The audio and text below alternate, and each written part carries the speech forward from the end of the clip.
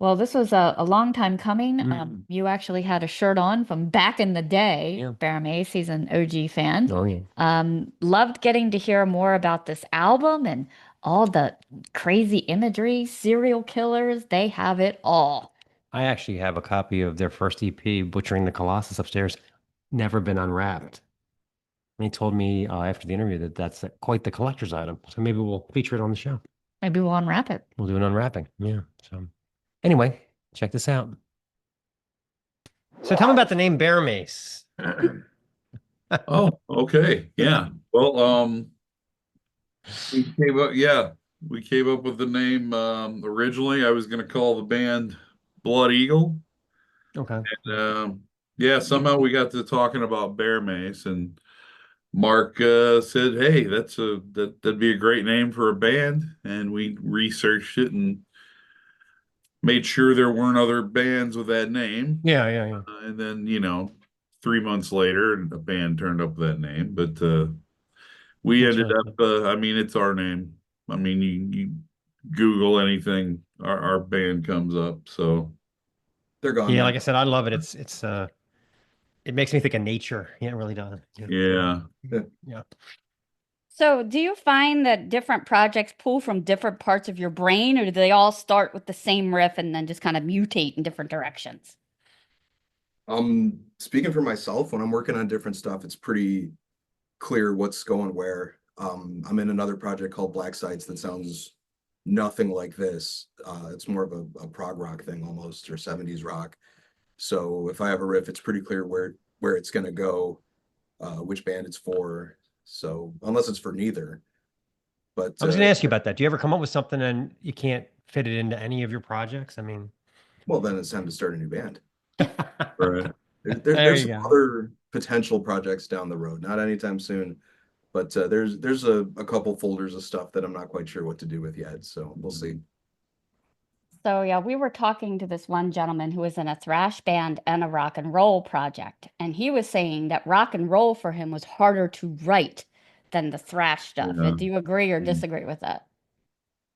I could see that just because rock and roll's been around for so long, I would imagine it'd be difficult to come up with anything original that Yeah. felt fresh to you, Yeah. depending on whether that even matters to you or not. Yeah. Um, I don't know. I find both of them challenging to write. It's just a different mindset for each, but it's all challenging. Yeah. I would feel like, what's the point? We'll never beat the first four Danzig albums anyway. So why bother trying, you know? So First three. well, four is good too. Four is good. Just not five. Not five. No, we can agree on five. Yeah. Five sucks. So for the recording of this album, Slaves of the Wolf, is there any changes in gear, production approach, or how the band collaborated, or anything that really stood out? So it was a little more collaborative this time as far as the writing. Yeah. Our bass player John brought in a song on his own this time. Uh, on the last few records, I was writing the music pretty much on my own. And we recorded all of it ourselves this time. A lot of the last record was done in studios, and this one, again, John, our bassist, helped us get some gear together to record on our own. So all the guitars were tracked in this room, all the vocals were tracked in this room.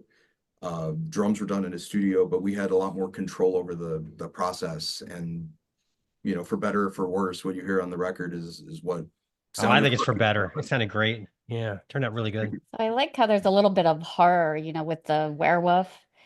Who do you think Yeah. in the band would be dead in the first 5 minutes of a horror film, and who would make it all the way to the end? I wouldn't last a minute. Yeah, I think pretty much all of us would probably be taken out pretty quick. It'd be a very short movie. Yeah. Yeah. Gary might make it. Yeah, Gary might make it. Yeah. He's indestructible. Our drummer. Yeah. You see, with a name like Bear Mace, I thought you were all rugged outdoorsmen. It's just, that was my. This is Chicago, man. You don't want to be doing that. Yeah. Yeah, that would definitely be a problem. Oh, yeah. So I had kind of some specific track questions. The Iceman comet that just absolutely hits like a cinder block to the skull. What Yeah. drew you to Richard Kolinsky as a lyrical subject? Well, I was watching HBO had a documentary on him when they talked to him in prison, Yeah. and he was describing how how many different ways he had killed people, and I don't know. The guy had like the deadest eyes I've ever seen in a human. Like he would kill you without even a thought if Yeah. somebody paid him or whatever. Um, but everything, all of the ways of death that I wrote in the lyrics, he actually did on people. Like he Yeah. shot a guy in the eye with a crossbow, shot a guy in the throat with a bullet, with a gun just to see, sprayed a guy with cyanide in the face. Yeah, so yeah, he's a fun guy. Well, in the video, you capture a lot of that in the video too. I mean, I can't believe Yeah, YouTube didn't like the algorithm didn't go bananas on that. I mean, it's yeah. turned out great. It was fun. Yeah, it was fun to make, and it has a real grindhouse feel to it. Hmm. You know, Hmm. all of the murders look like they're being filmed on a VHS in the Yeah, basement, yeah. you know? Like retro. Yeah. Yeah, real retro. Yeah. So how did you pick whose turn it was to be the victim, and what did you use for blood That's a splatter? yeah. We just I think I don't know. We just Kind kind of of flip coin for it. gravitated towards. Mark was like, I think I should be the one to catch the crossbow. So on the first demo, the first album when we were using the fake names still, Mm, my stage name was Crossbow Death. yeah. So I was like, I gotta Oh, be the okay. guy So who you gets got to hit be with the the guy who crossbow. catches the crossbow. And that Okay. is the most low budget looking kill in the whole Oh, video. it's so good. It's so good. I love when the crossbow comes creeping into the screen. That's like a CGI crossbow. Did you No. have like a director, or did you guys just do it on your Yeah, own? a guy named Vito Marquez. Okay. He's in a band with Gary called November's Doom.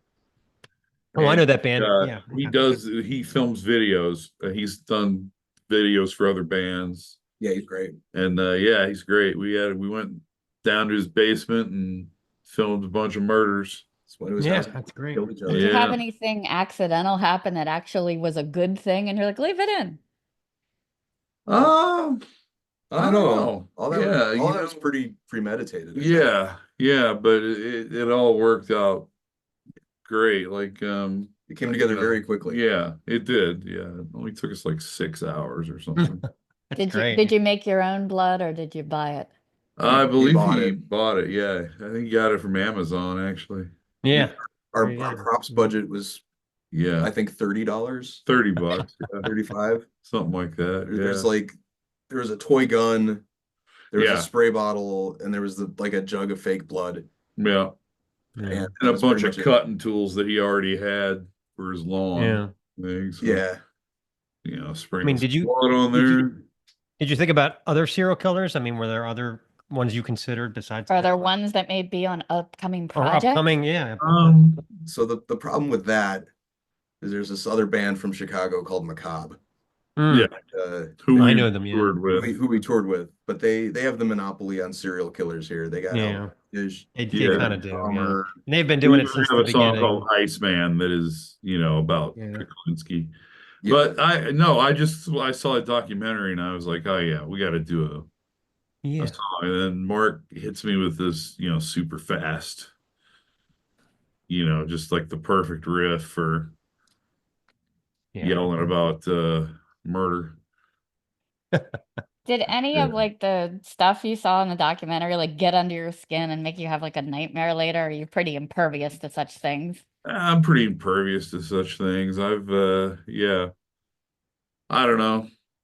Yeah, I like horror films. I'm numb to horror films, and yeah, I just thought he was a fascinating person. Yeah. That someone that could just turn off their humanity so easily. Yeah, and he would say that he had mob connections. I mean, what the perfect Yeah, hitman would he be, you know? yeah, Yeah. he's not the last guy you want to see. Yeah. Yeah, he was. I'm like the worst person to watch horror movies with because if I don't like the acting, I just start yelling. I'll be like, "She's Yeah, terrible. She's under the bed. Get her." You know, yeah. she's in the closet. Let's end the suffering for all of us. You know. Yeah, I do generally tend to root for the serial killer.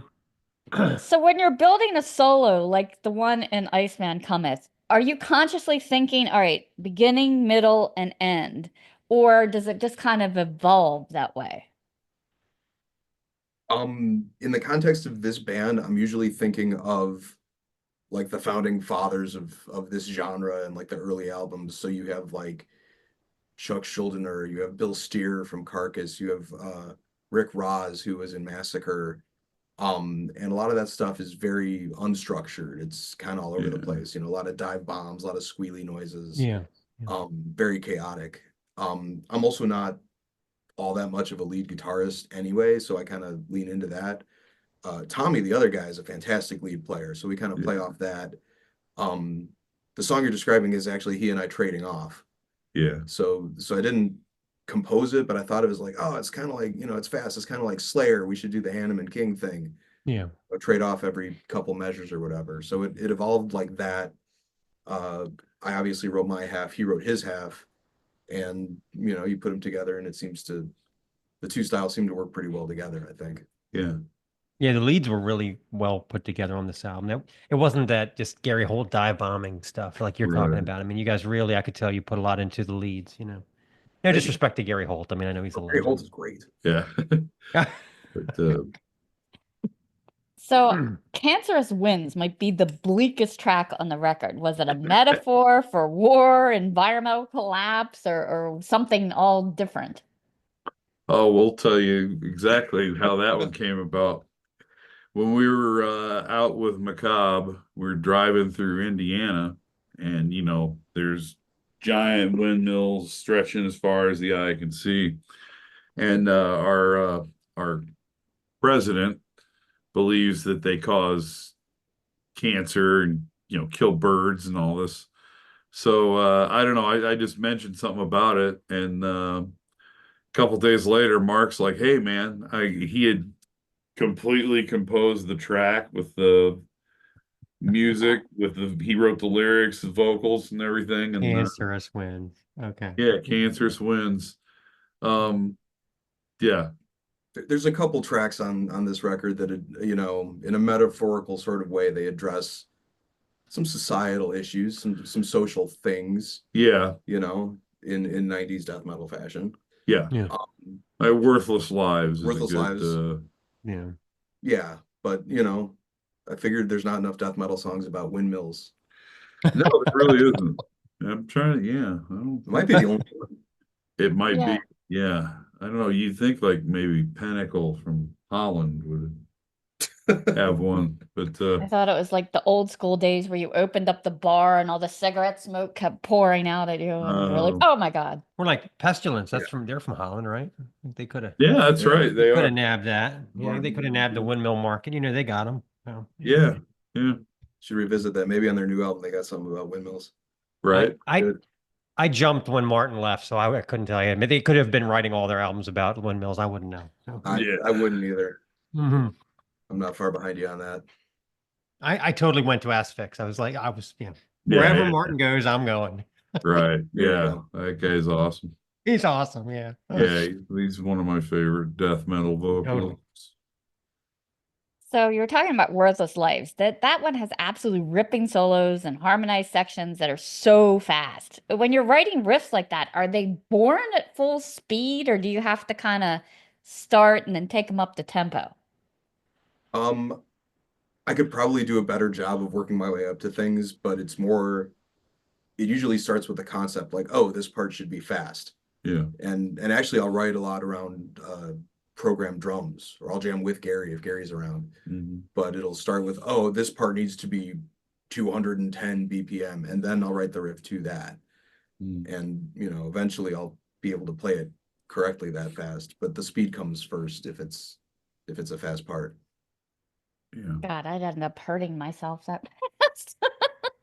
Yeah, don't try it at home. yeah. We have a couple of numbers that are wrist twisters for sure. Oh yeah. Mhm. We talk a little bit about prophecy. It's one of those atmospheres tracks that it really builds before the vocals even hit. Was that kind of a Yeah. deliberate to kind of build that mood before diving in? So when John brought that song to the band, the beginning of the song was just that riff for a while, that opening riff. And Yeah. when we started recording it for real, Tommy had put this long, like kind of Alex Skolnick-ish guitar solo over that entire section, Yeah. which was not the original idea at all. Right. But we heard it was like, that's actually really fucking cool. Right. Yeah. So that was a nice surprise in the recording process. And then as far as like when the lyrics come in, that was just my instinct to come in there.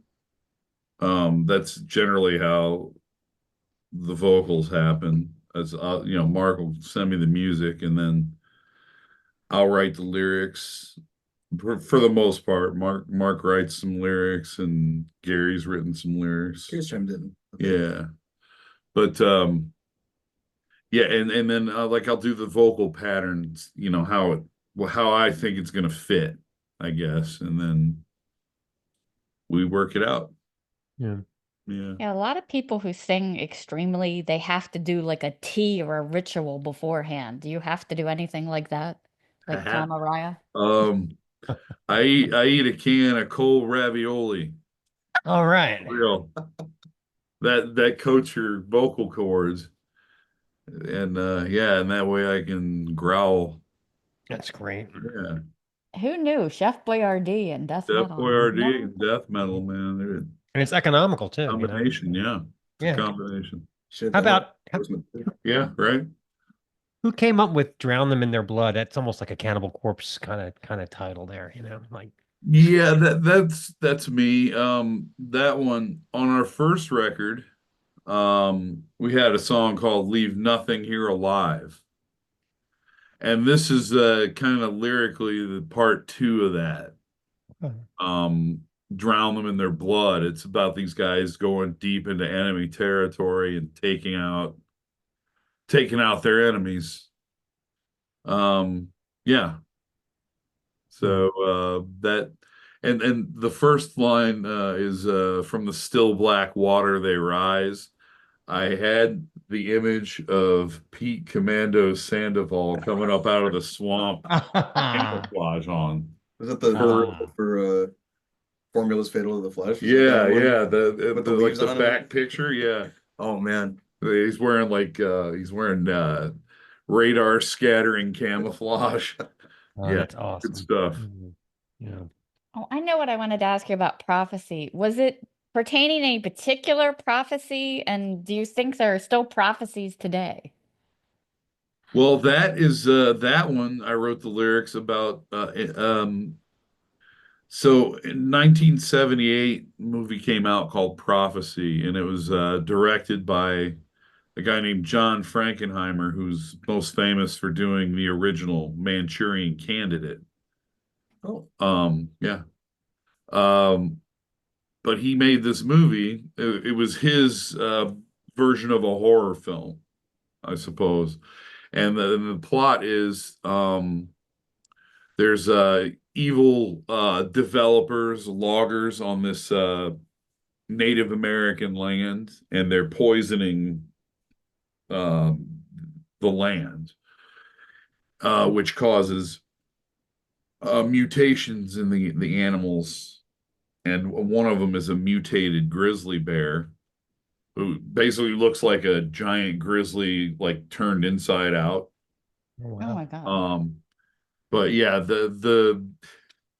so yeah, this they believe that the Native Americans believe that this beast came to avenge them, and it was prophesied by elders or whatever in the tribe. Okay. Right. But yeah, that's got one of the best death scenes ever involving a preteen, a sleeping bag, and a boulder. Oh, So We'll yeah, have to add that to our list. Yeah, for yeah, viewing. yeah. Yeah. Uh, Seriously, the movie's called Prophecy. It's got Talia Shire is in it from Rocky, Adrian. Oh, Adrian. Okay. Yeah. And then Armand Desante is in it. I don't know if you remember him, Huh. 80s actor. Um, yeah, it's a really good movie. That's cool. Yeah. Yeah, nothing's better the boulder to the head than putting exclamation point on things. Oh, it's hilarious. The bear picks up this kid that's in a sleeping bag and throws him into the boulder. And when the sleeping bag hits the boulder, a bunch of feathers just explode out of the sleeping Oh bag. my gosh. And it's just, I don't know, it's hilarious. I always liked in Harry Potter how the prophecies are all like on a shelf and bottled up and Bottled up, yeah. Yeah. So I wanted to ask you, all right, so the collaboration with Cam Lee, how did that come about for like Captured and Consumed? Yeah. Oh, I well we've played a couple of shows with Massacre and Cam likes our band and he agreed to do some of the vocals and yeah, it turned out really good. He's probably my biggest influence from back in the day as far as death metal vocalists. I Yeah. used to warm up to like From Beyond. I would Yeah. play Corpse Grinder, you know. So I'm driving to practice one day, and I think I told you this. I'm practicing. I've got Corpse Grinder on. I'm just Corpse Grinder, I'm yelling, Yeah. Yeah. and I look over, and there's like this old couple, like 75, 80 years old, just like horrified, looking at me, like what? Yeah, good times. yeah. Yeah. Cam was great though. Like we got to Yeah, know him a little bit. We played with him twice since he got the band back together, and we wouldn't have thought to ask him. He actually wrote us and was like, "Hey, would it be cool if I did a guest spot on a song?" And we were like, yeah, Oh, "Yes." that's awesome. that'd be That's really cool. Yeah, Yeah. Yeah, and he didn't. It's not even like he did a line or something. He did half the song. yeah, It's a That's cool. they're trading off verses. It turned out great. So yeah. Yeah, that's my earliest memory of Cam Lee is this friend of mine was a complete death metal snob, and I played him the album, and he said, "Get that fucking pink cover out of here." And I was My like, God. "What the hell difference does that make?" But No, that cover's there were great. people that were like ready to riot because it was a pink album cover. I was just like, Yeah, yeah. "Who I don't think cares?" Cam likes it that much either. Oh, yeah, he really? does So not. it's Yeah, the other but I people love it. also I said mean, that. it's Ed Repka, so Yeah, it's right. It's Yeah. yeah, classic, man. You I can't. mean, classic it never Repka. even would have occurred to me because I was just so into the music. I was just like, who gives a fuck about that? It's a pink cover. Yeah, yeah, Not effeminate, out. please. Great. Come on, you know. But I guess some people think so. Whatever. Yeah. They're lost. Yeah. So for that particular capture and consume, was it like hunting, a National Geographic special, or like straight up cannibalism? Well, the story behind that one. We know. Okay, this is a great story. So there was a thing in World War II called the Chichijima incident. So President George W. Bush, the elder, was the youngest fighter pilot in World War II. So he was in the Pacific and he used to fly sorties and bomb this one Japanese island, this like communication center and headquarters. They would like every day they would strafe and bomb this place. And one day, I think it was I don't know, 8 planes went out and they all got shot down. Okay. Bush managed to fly his plane out into the water and was rescued later by a submarine. The rest of the pilots were captured by the Japanese and tortured and cannibalized. Oh my. The Japanese ate them. Oh wow. That's a And whole new kind of sushi. well, President Bush did not know about this until the year 2000. It was classified. And yeah, he never knew that that's how they died. Wow. He just thought they had been shot down. But yeah, I believe the commander of that Japanese unit was executed for that. War Wow. crimes. Okay. So we play a game on the show. And the game is called Blaspheming Monikers. Okay. Uh, So the way it works is I have 5 band names in front of me. One of them is not real. So I'm going to see if you guys can guess which one of these is a fake band name. Okay. Okay. Okay. Okay. I'll run through them and you guys just keep guessing until either you get it right or we run out of bands. So, Hmm. okay. Iron Walrus, Iron Dagger, Iron Goliath, Iron Spider, and Iron Buddha. One of those is not real. I'm gonna go with the walrus. Yeah. Could go either way though. Yeah, maybe I'll go with Iron Buddha. Okay. Iron Walrus is real. They're doom metal from Germany. They have 4 albums. Wow. And their picture on Metal Archives, they have these like ski masks with like walrus teeth. It's terrible. Oh, Terrible. yeah. Iron Buddha is real. I actually think that's a pretty cool name. They're Stoner Rock. It's kind of a cool Stoner Rock name. Yeah, it's kind of a cool name, man. That's not bad. Yeah. Actually. So that leaves Iron Dagger, Iron Goliath, and Iron Spider. What do you think?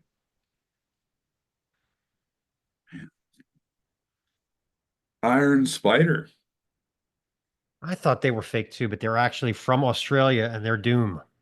I mean, They've got, yeah, these are all they- good Doom names, right? yeah, they've got, what does that say? Four EPs. EPs and 1 LP. That's right. Okay. Yeah.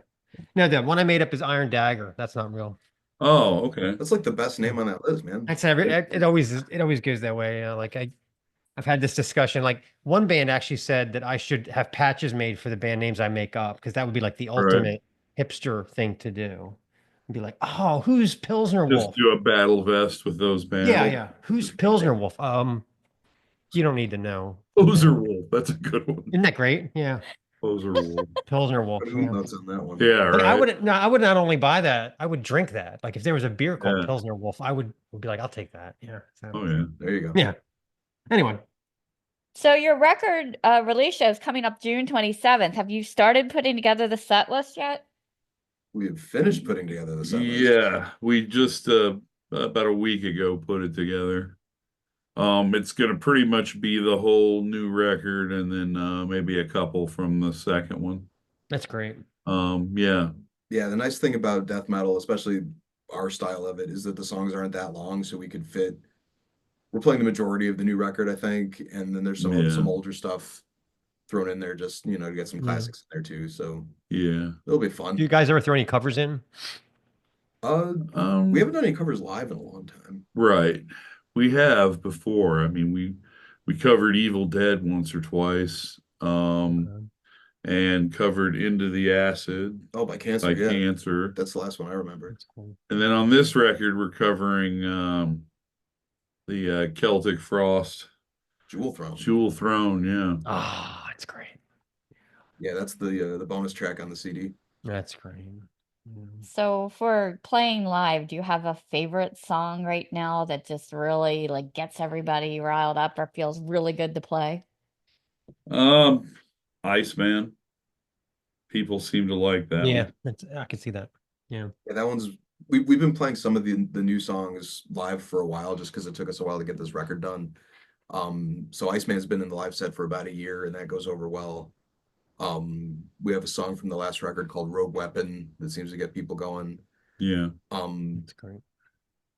Yeah, I wouldn't say it's any of the songs more than any of the other ones. We seem to just get a pretty good response from people lately, which is great.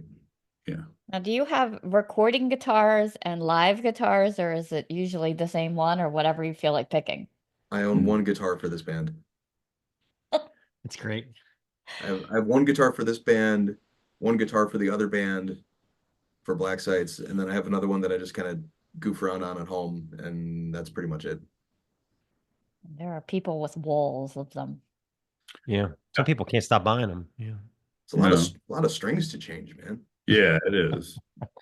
It's very time consuming. Yeah. I don't know if you're gonna know this band, but a friend of mine, we always argue about there are 2 Devastations. There's one from Texas and there's one from Chicago. I love the one from Chicago. I don't even think it's close. He loves the one from Texas, and we always argue about it. And I'm like, the Texas Devastation has talky vocals.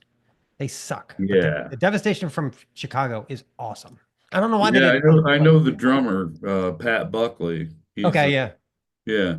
He and I, it's funny, we have in the 80s, we both got the same tattoo. Well, I mean, we didn't know each other or anything. Along with what's that dude from Master? Paul Speckman. Paul Speckman, yeah. We all have this same tattoo of a skull with a mohawk. Oh, And awesome. yeah, it's just weird. None of us knew each other. We all got the same tattoo in different places, but like in the 80s. I will Yeah. say, to add to what you said, agreed about the vocals, but Texas Devastation, that record Idolatry is fantastic. He stopped talking for that one, I think, didn't he? It's like a later one. He's more shouting on that one. Yeah, I Yeah, think yeah, yeah. It's like second the to last early one. stuff when he talks. He always loses me for the talky vocals, you know. So Yeah, no, he got it yeah, together by then. That's a Morrisound record, I think. Yeah. So yeah. Oh yeah. that falls into the realm of stuff we're into, and that's a Bear Mace Well, influence. Mr. Burns is not going to put up with talky vocals. He's going to be like, No. no, no, no, no, no, no, No, no. Right. he'll shut that down. Exactly. Right. So for your show, you've got Inoculation and Beyond Death on the bill. Did you handpick them based on prior connections, or are they newer bands you've decided to showcase? Well, we know John from Beyond Death. We've played at shows with him before, and yeah, they're awesome. So we asked them, and they're right away ready to jump on. And then Inoculation was just, this heavy ass band. We're like, yeah, man, come on, jump on the bill. Hmm. They're from Cleveland, I believe. And very topical. Yeah. Yeah, Yes. yeah. Very Yeah. topical, yes. But Inoculation, we did not know them from before. We just kind of Right. were introduced to them by way of setting up this show. But they're awesome. I'm very looking forward to playing with them. Yeah. We're always confused by when you went to get your COVID shot at the pharmacy. It always seemed like nobody knew what they were doing. I actually went there and the one lady was like, "Where's the cotton balls?" I'm like, "Oh my God, is it her first day?" Yeah, it's not good. Yeah. Yeah. I Yeah, was you like, don't "Just want give it to me, I'll jabbing. do it myself." Yeah. Yeah. And then the Yeah. one of you asked you if you were Indian.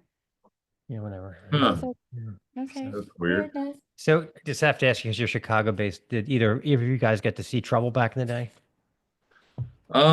Yeah, we actually saw Trouble Yeah. at Nightcaps a few years ago. Both of us were at the show, and it was It was when they first reunited and it from was one of the like, many times they broke up. yeah, But those and are like it was Right. 4 of the 5 original, because it was Yeah. They didn't have Ron, but they had yeah, Eric. but they had right, and then yeah, Rick and Bruce Franklin, and our Yeah, yeah. drummer Gary is the current drummer for Trouble. Yeah. Yeah, we had Yeah. Ron on the show, and he was telling us about how they they were able to they had to get like a millennial to get access to Eric's hard drive so they could get the new Oh. album material, because that's where it was saved, because none of the Oh, old geezers could yeah. figure it Go out. from Legion to Doom. Yeah, it's hysterical. Yeah, Yeah. That record turned out great though. it Yeah. did. The last It Skull did. record. hmm Yeah. And we'll be going to Maryland Doomfest too. So and we'll get to be see there. Ron, and Cool. yeah. So that'll be great. Yeah, Ron Holzer's Carl. cool. Carl had a whole bunch of COC stories. Did you know that there is a Oh. version? There is a version of. Let me make sure I get it right. That's right. Carl's doing the vocals. Right? Carl Yeah. said that he recorded. There's a version of Deliverance with him singing. No way, really? Yeah. That Huh. doesn't surprise me at all. I would love to hear Yeah, that. I would like to hear They- that too. Somehow it just got shelved and he just got kicked out. But like he was Yeah. going to sing on that full record. Yeah, so that would No, have been I great. like I would that have on loved it. Blind. They just went like full 5-man metal band, and Yeah. that's a good record. Yeah. So if they ever do like a box set, maybe we'll get to hear it or something. You know. who Yeah. knows? I would be very interested to hear that. For Yeah. my other Yeah. band that I Yeah. sing in, the stuff Carl did on Blind is actually a pretty big influence for me. So great. You Yeah, know, and what was his other band? Leadfoot. God. Leadfoot. I loved it. Yeah. Leadfoot was Yeah, cool I loved too. it. Yeah. Yeah, So Carl's a cool guy. Yeah. what else is coming up on the horizon for Bear Mace after the album release? Are you going to be any touring, festivals, future material, or more of those great videos? Another video would be fun. Yeah, another video would be fun. Do one for Captured and Consumed. Yeah. Filming out in the backyard. We got a couple other shows booked. One is in Chicago, one is not. That'll be announced later. I can't say what it is yet. Okay. We're working on a tour, potentially East Coast, not sure yet. And beyond that, we're just going to see where things take us. You know, Yeah. everything that we've done has kind of been spontaneous and has been a surprise, at least to me. So Yeah. we'll see where it takes us. And after that, eventually there will be more material. Always. Yep. That's great. Yeah, I love this album. It's like almost every song it's like based on some real story, or it's like Yeah. some horrible story, but a real story. Well, yeah, most of the lyrics on that record are from a darker place for sure. You don't want to hear the happy stuff. Yeah, it's Yeah. death Oh, metal. nobody does that. The Yeah. happy death metal. We don't play life metal. Come on. Chuffed about having a new kid does not sell death metal records. No. Where it doesn't. where do you find the most muses from? Like books or documentaries or movies or all of the above? All of the above, honestly.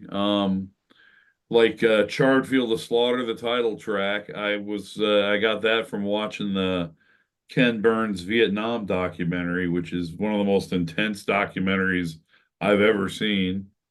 And just that whole thing. My dad was in Vietnam and was in the 173rd Airborne Brigade that Wow. fought against the NVA, like pitched open battles, like that's described in the song. I didn't even know that. That's cool. Yeah. That's Yep. wow. Wow. Yeah, we Well, we played from hope to everything. lure you to Baltimore at some point. Yeah. Oh yeah. I mean, yeah. We'd love to play it like Death Fest or something, but That'd be great. we'll see how that works out. Yeah, Baltimore. When I was in the Army, my last duty assignment was at Fort Meade in Okay. Odenton, Maryland. And I used to go to Hammerjacks all the time. That was Oh yeah. the music club that I would frequent. Is the Hammerjacks still around? Not the original Yeah, one. they made like a Okay. Starbucksy one, you know. It's not the same. Oh, okay. You know what I 'Cause mean? the old one was like under an underpass. It was like, it was like Yeah. it was just this little it was a great place. This is the Snaggletooth Extreme Metal Podcast.